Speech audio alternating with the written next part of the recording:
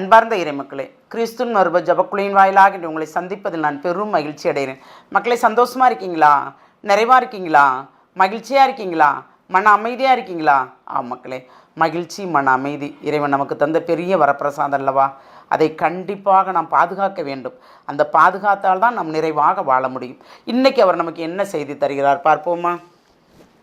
திருத்தூதர் பவுல் கொரிந்தியருக்கு எழுதிய முதல் திருமுகம், அதிகாரம் 4, இறை வார்த்தை 10-13 முடிய. நாங்கள் கிறிஸ்துவின் பொருட்டு மடையர்கள், நீங்களோ கிறிஸ்துவோடு இணைந்த அறிவாளிகள். நாங்கள் வலுவற்றவர்கள், நீங்களோ வலிமை மிக்கவர்கள். நீங்கள் மாண்பு உள்ளவர்கள், நாங்களோ மதிப்பற்றவர்கள். இந்நேரம் வரை பட்னியோடும் தாகத்தோடும் ஆடையின்றும் இருக்கிறோம். அடிக்கப்படுகிறோம், நாடோடிகளாய் இருக்கிறோம். எங்கள் கைகளால் பாடுபட்டு உழைக்கிறோம். பழிக்கப்படும் போது ஆசி கூறுகிறோம். துன்புறுத்தப்படும் போது பொறுத்து கொள்கிறோம். அவமதிக்கப்படும் போது கனிவாக பேசுகிறோம். நாங்கள் உலகத்தின் குப்பை போலானோம். இதுவரை அனைத்திலும் கழிவுப் பொருட்கள் என கருதப்பட்டு வருகிறோம். Praise the Lord. என்ன சொல்கிறாரு? அதாவது ஞானிகள் நம்ம என்ன பேசினாலும் நம்ம பேசுகிறது சரியில்லைன்னு சொல்லுவாங்கள்ல, அதுக்காக தான் பவுல் என்ன சொல்கிறாரு? நீங்கள் ஞானிகள், நீங்கள் அறிவாளிகள், நாங்கள் மடையர்கள், நாங்கள் ஒன்றுமில்லாதவர்கள், நீங்கள் மதிப்புக்குரியவர்கள், நாங்கள் மதிப்பற்றவர்கள். நாங்கள் துன்புறுகிறோம், துயரப்படுகிறோம், ஆனால் நாங்கள் உங்களிடம் கையேந்தவில்லை என்று யார் சொல்கிறா? பவுல் சொல்கிறார். நமக்கு என்ன தேவையோ அதை அவர் தருவார்ல. உழைப்பின் பயனை உண்ணும் போது தான் நாம் நிறைவாக இறைவனுக்கு பணி செய்கிறோம் இல்லையா? என்ன கொண்டு வந்தாங்க, என்ன கொண்டு போக போகிறோம் சொல்லுங்கள்? சொத்து சுகம் எல்லாம் நிறைய வாங்கி போட்டுருன்னு வச்சுக்கோங்க, அது நம்ம கூட வரப்போதா? வராது. நாம் மட்டும்தான் போவோம். ஒரு சின்ன 1 கிராம் தங்கம் நம்ம விரலில் போட்டிருப்பாங்களா? அதுக்கு அடிப்படியாக இருக்கும் பாருங்க. நல்ல ஆடை உடுத்தியிருப்பாங்களா? நல்ல ஆடை உடுத்தியிருந்தாலும் அதையெல்லாம் வெட்டி விட்டுருவாங்க இல்லையா? ஏன்னா யாரும் உறிஞ்சிடக்கூடாது அப்படிங்கிறக்கா. மரித்த பிறவும் என்னெல்லாம் நடக்கு பாருங்க. மரித்த பிறவு எங்கே போய் நிற்போம்? நம்ம ஆன்மா எங்கே போய் நிற்கும்? இறைவன்கிட்ட போய் நிற்கும். அவர் தான் நமக்கு கணக்கு சொல்கிறவர், தீர்ப்பளிப்பவர் அவர் தான். அப்போ நீங்கள் அவர் இறைவார்த்தையை விதைப்பவர்களை மடையர்கள், மதிப்பற்றவர்கள், பொருளற்றவர்கள் என்று நீங்கள் சொன்னாலும் இறைவன் முன்பு அவர்கள் எல்லாம் பெற்றவர்களாக இருக்கிறார்கள். Praise the Lord. நீங்கள் என்ன அப்படிதாங்க நம்ம சொல்லுவோம். நமக்கு என்ன சொல்லியிருக்காரோ அதை நம்ம சொல்ல போகிறோம்.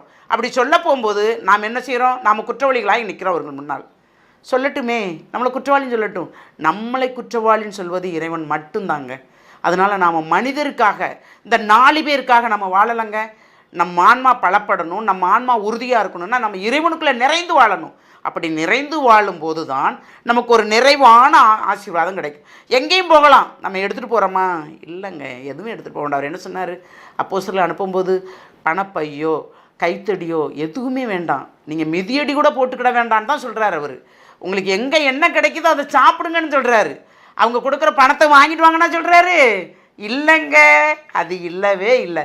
பணம் வாங்கினா நம்ம இறைவனுக்கு எதிராக செயல்படுகிறோம். பணம் வேணுங்க நமக்கு, அது நம்ம உழைக்கணுங்க. நம்ம உழைச்சாதான் அதில் நிறைவாக நம்ம இருக்க முடியும்.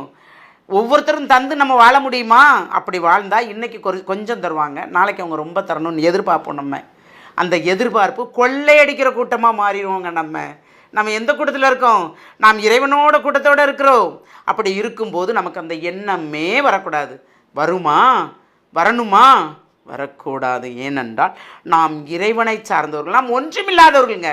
நம்ம குப்பைங்க, நம்ம தூசிங்க. அவர் சொன்ன மாதிரி அவர் நமக்கு தந்த கொடைகள் தான் பெருசுங்க. ஏனென்றால் அவர் நம்மளை உயிரோடு வைத்து ஒவ்வொரு நாளும் நம்மளை வழி நடத்துகிறாரே. அந்த வழிநடத்தலே பெரிய ஆசீர்வாதம் அல்லவா? யாருக்கு கிடைக்கும்? உங்களுக்கு எனக்கும் கிடச்சிருக்கு இல்லையா? அப்போது நாம் யாருக்கு உகந்ததாக வாழ்க்கை வாழணும்? இறைவனுக்கு உகந்த வாழ்க்கையாக வாழணும். பட்டி கிடப்போங்க, ஆனால் பசிக்காது. நம்ம வீட்டில் ஒன்றுமே இருக்காது. ஆமாம், ஆனால் நமக்கு பசி எடுக்காது. வெறும் தண்ணியை குடித்து நம்ம தவக்கா போல் கிடக்கிற மாதிரி ஆண்டவர் ஆசீர்வதிப்பார். ஆசீர்வதிப்பாரா மாட்டாரா? ஆசீர்வதிப்பார். எல்லா வகை உணவும் உண்டு, கொளுத்து போயிருக்கட்டும். நம்ம ஒன்றுமே இல்லாமல் வெறும் தண்ணியை குடிச்சிட்டு இருப்போம், நிறைவாக இருப்போம். நமக்கு தான் நல்ல தெம்பு கிடைக்கும். ஏனென்றால் ஆண்டவர் நம்மளோடு இருக்கிறார், எல்லாரோடும் இருக்கிறார். அவரை எப்படி நாம் பயன்படுத்துகிறோம் சொல்லலாம். அப்போ எங்களோட ஆண்டவர் இல்லையா? என்ன இப்படி சொல்கிறீங்க அப்படின்னு கேட்கலாம். எல்லாரோடும் இருக்கிறாருங்க. நம்ம பெருந்தீனிக்காரர்களாக, பேராசைக்காரர்களாக இருந்தால் நம்மிடம் தூய ஆவியானவர் இருக்க மாட்டார். யார் இருப்பா? பொருளாசையில் உள்ள ஆவி மட்டும்தான் நமக்கு இருக்கும். இந்த இறை சிந்தனையோடு நாம் யாரை சார்ந்தவர்கள்? இந்த சிந்தனையோடு ஒரு விசை சிந்திப்போமா? எல்லாம் வல்ல இறைவா, ஆமாண்டவரே, நீர் பணியார்களை எடுக்கும்போது எந்த நிலைக்கு தள்ளப்படுவோம் என்பதை திருத்தூதர் பவுல் அழகாக மக்களுக்கு எடுத்து கூறுகிறார் இறை வார்த்தையின் மூலம். ஆமாண்டவரே, அதன் மூலமாக நாங்களும் எப்படி இருக்க வேண்டும் என்று எங்களுக்கு அதை உணர்த்துகிறார் ஆண்டவரே. அதனால் எப்பொழுதும் நாங்கள் இன்னலா வறுமையா என்ன இருந்தாலும் நாங்கள் உண்மை சார்ந்தவர்களாக வாழும் மட்டும் எங்களை நீர் ஆசீர்வதியும் ஆண்டவரே. எது நடந்தாலும் இறை சித்தம் என்று நன்றி சொல்ல அந்த நாவை பழக்கப்படுத்தி கொடுக்கிற கிருபைக்கு நன்றி ஆண்டவரே.